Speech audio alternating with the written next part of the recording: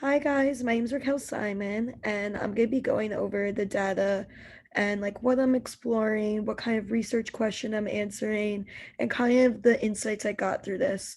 So right now I'm looking at a data set that's mainly focusing on the population of rural areas. Now, rural areas are really taking over the US. A lot of people are moving away from cities, especially after the coronavirus, as they want to have more spread out land since they're spending more time at home.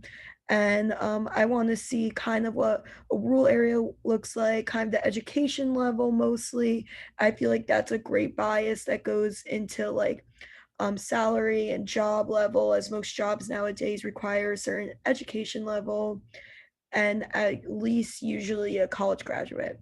So, before I get started, one thing I did know from the insight is that if you look at sex versus education level, there is a lot more data on the female population, which is expressed through the number one, and then the male population. So it may be a little bit off, but I did notice that a lot of the female population was the only one to experience 19 education levels. That would most likely be someone who completed their master's or doctorate.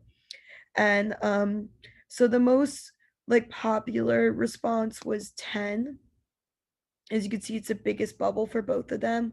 So 10 is kind of a sophomore in high school. So usually as sophomore in high school, I looked it up. You could kind of apply for your GRE when you're 16. So maybe these people applied for their GRE, which is very common in rural areas because a lot of the jobs require a GRE or a high school graduate. And if they wanted to start working earlier, they would have to get a GRE.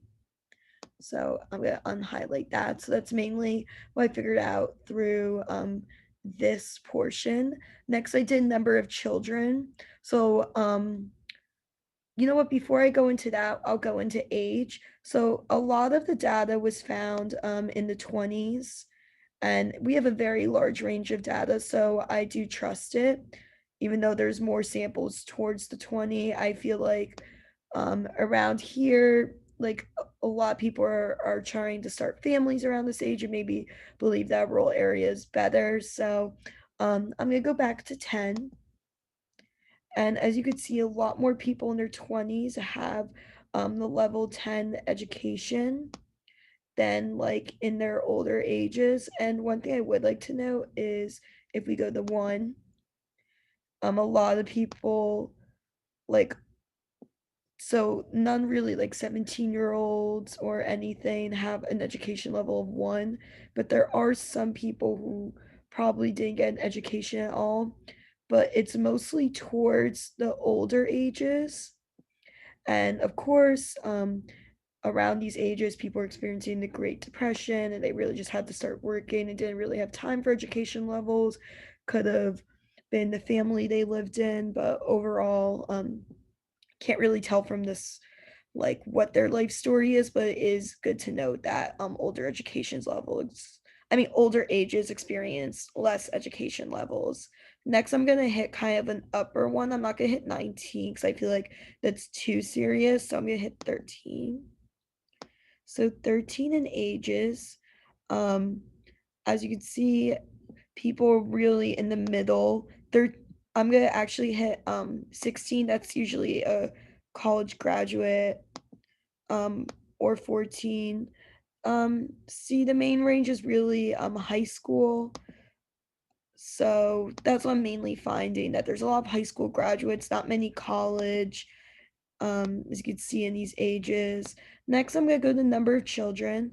So once again, rural areas are really known for their school systems, as city schools aren't the best and often really crowded. So people often move to rural areas for the schools. So with number of children, I'm expecting a little bit higher, but actually that's not what I got. So I'm gonna hit 10.